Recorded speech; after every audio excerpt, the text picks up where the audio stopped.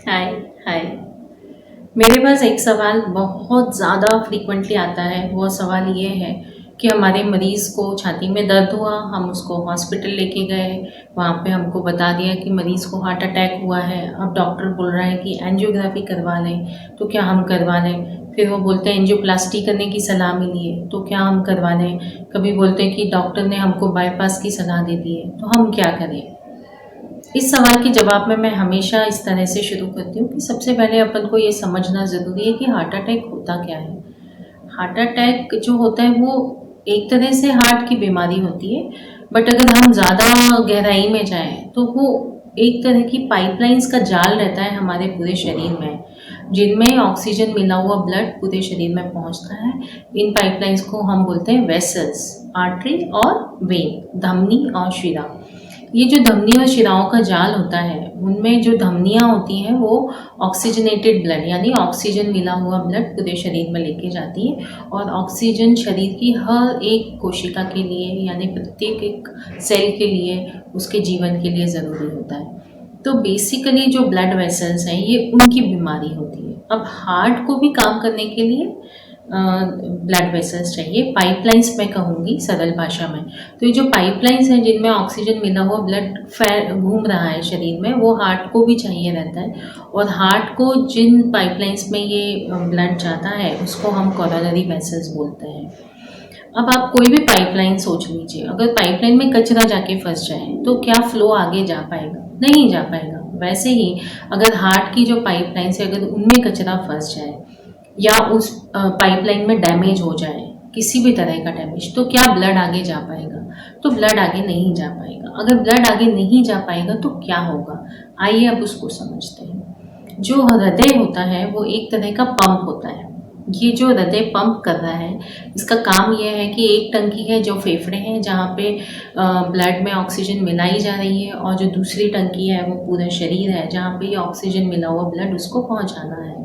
तो ये जो पंप का काम है, इसमें ये जो पंप है हार्ट का, उसमें 3 अलग-अलग लेयर्स होती हैं, जिनमें जो मेन लेयर होती है वो मांसपेशियों की होती है। और मांसपेशियों को कंटिन्यूअस काम करना है, और वो जो मांसपेशियाँ हैं या जो अंदर की सतह है या जो बाहर की सतह है, वो पूरा उसकी इंटीग्रिटी बनाए रखने के लिए ज़रूरी होती है। तो जब भी ये जो वेसल है, जो हार्ट की पाइपलाइंस है, उनमें अगर कोई चोक हो जाए, कहीं से किसी भी तरह का ब्लॉकेज हो जाए, तो आगे का जो हिस्सा है जहाँ पे मांसपेशियाँ हैं और जिनको ऑक्सीजन चाहिए, वो आगे के हार्ट के जो हिस्से को ऑक्सीजन मिलना बंद हो जाता है। और जब यह स्थिति बनती है तो हम उसको हार्ट अटैक कहते हैं।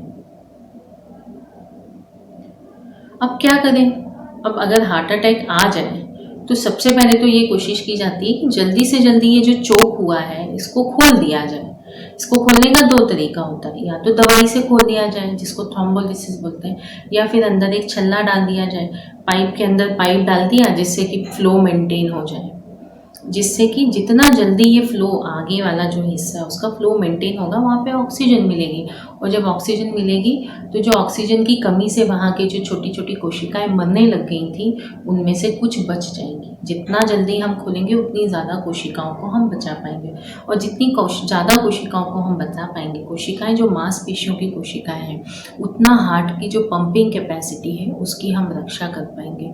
क्योंकि अगर ये ज़्यादा नंबर में वहाँ की कोशिकाएं हैं मांसपेशियों की अगर डैमेज हो जाए, तो फिर हार्ट में पंपिंग कैपेसिटी बंद हो जाती है। और एक बार हार्ट का पंपिंग होना बंद हो गया, इसका मतलब कि अब शरीर को ऑक्सीजन, शरीर की प्रत्येक सेल को ऑक्सीजन मिलना बंद हो गई, और हार्ट बंद होना मतलब डेथ हो गई है, डेथ हो जाती है फिर पेशेंट की। तो ये जो जल्दबाजी रहती है डॉक्टर्स की, वो इसलिए रहती है कि आप ये समझें कि हम इस फ्लो को खोलना चाहते हैं, जितनी जल्दी हो सके उतनी जल्दी खोलना चाहते हैं। तो जब भी कोई डॉक्टर आपको ये सलाह दे रहा है कि आपको एंजियोग्राफी करवानी है, आप मन में ये तैयारी रखिए कि अगर एंजियोप्लास्टी या हार्ट की बाईपास सर्जरी की आवश्यकता पड़ी तो हमारी तैयारी उसके लिए भी है।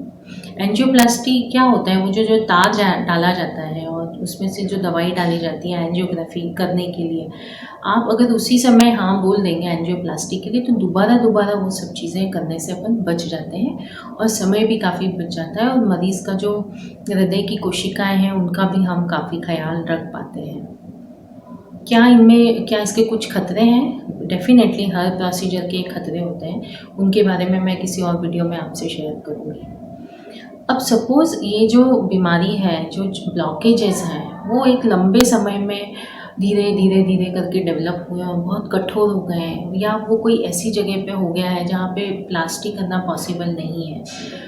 उस केस में फिर आपको डॉक्टर द्वारा बाईपास की सलाह दी जाती है। बाईपास का मतलब बाईपास होता है, जैसा आप बाकी बोलते हैं कि भई एक रोड जा रही है, अपन ने उस रोड को एक पहले हिस्से और एक दूसरे हिस्से को जोड़ दिया आपस में, तो ये आपका एक बाईपास बन जाता है।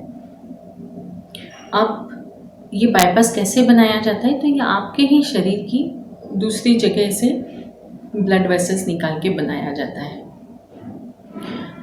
तो ये बाईपास होता है कि भई आपने बाईपास बना दिया, अब जो ब्लड पहले यहाँ जाना था, अब वो रास्ता जाम है, तो हमने वो ट्रैफिक वहाँ शंट कर दिया और आगे वाले हिस्से को ब्लड मिलने लग गया, और वहाँ पे जो डैमेज हो रहा था ऑक्सीजन की कमी से, उससे हमने रोक दिया। बाईपास से रिलेटेड एक और सवाल जो सामने आता है, वो ये आता है कि अगर हमको पता चला है तो हम कब बाईपास करवाएँ? क्या हमें तुरंत कराना ज़रूरी है, या कुछ समय हम रुक सकते हैं? या अगर हमने बाईपास नहीं कराया तो क्या हमारी डेथ होना पक्का है? तो इसको थोड़ा-सा आप ऐसे समझें कि ये जो सारी कोशिश की जा रही है ना, वो आपकी क्वालिटी ऑफ लाइफ़ के लिए की जा रही है। आपको बार-बार दर्द होना बंद हो जाए, आपको साँस फूलना बंद हो जाए, आपकी थोड़ी-सी स्टैमिना बढ़ जाए। साँस, क्योंकि अगर हार्ट की पंपिंग कैपेसिटी कम हो जाती है ना, तो हार्ट की वो कम हो जाती है, क्षमता कम हो जाती है और आपकी सांस फूलने लग जाती है। अब एक बार अगर अटैक आ चुका और हार्ट की क्षमता ऑलरेडी कम हो गई और बाकी भी जगह के हिस्से की जो पाइपलाइंस है उनमें भी चोकेज है, तो आगे कम से कम और उसकी पंपिंग कैपेसिटी कम ना हो, एटलीस्ट वो बचाव के लिए हमको बाईपास करवाना पड़ सकता है।